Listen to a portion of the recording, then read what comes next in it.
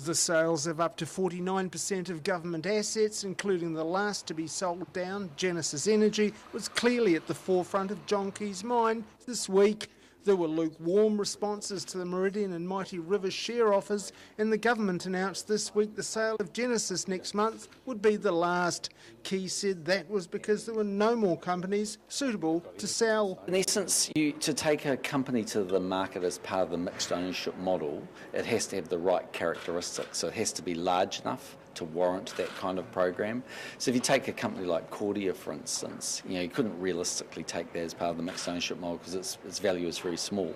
Or if it's an absolute monopoly, like Transpower, that really wouldn't make sense. So of the big ones that are left, you're really dealing with Television New Zealand or New Zealand Post, and neither of those really are candidates for mixed ownership.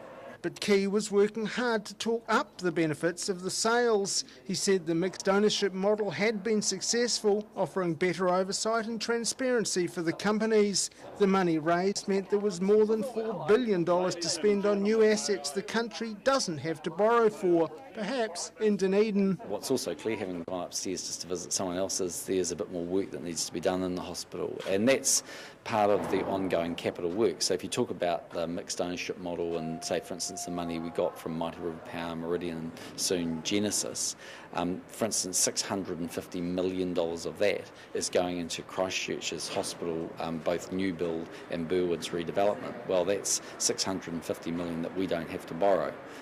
Maybe there'll be more money coming towards Dunedin. Clearly there's going to be a need here. While there were certainly no promises, hospital managers may do well to remember that suggestion next time they go to the government for funding. David Lockray, 39, Dunedin News.